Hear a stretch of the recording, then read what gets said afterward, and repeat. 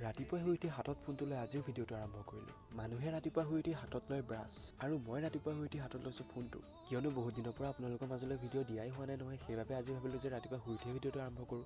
আৰু এইফালে এতিয়া এনেকৈ আহিলোঁ মই মুখ ধুই, আৰু তাৰপাছত মায়ে সন্মুখত এনেকৈ আনি দিলে নহয় চাহ, আৰু চাহৰ লগত এয়া দেখিছেনে বিস্কুট। এয়া মোকেই খাবলৈ দিছে নে গোটেই গাঁও মানুহক খাবলৈ দিছে মই গম নাপাওঁ দেই।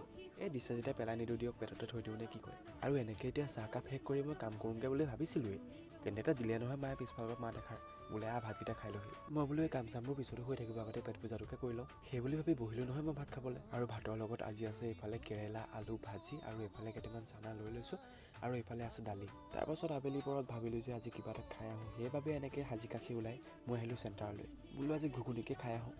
আৰু কথামতেই কাম, এতিয়া আহিলোঁ ঘুগুনি দোকানলৈ, আৰু এইফালে এনেকৈ লৈ ল'লোঁ গৰম গৰম ঘুগুনি, ধোঁৱা ওলাই আছে দেখিছেই। আৰু এতিয়া এইখিনি মই খাই লওঁ, আৰু আজিলৈ মিনি ব্লগটো ইমানতে সামৰি, লগ পাম আপোনালোকক অন্য এটা মিনি ব্লগৰ সৈতে। তেতিয়ালৈকে মোৰ চেনেলটো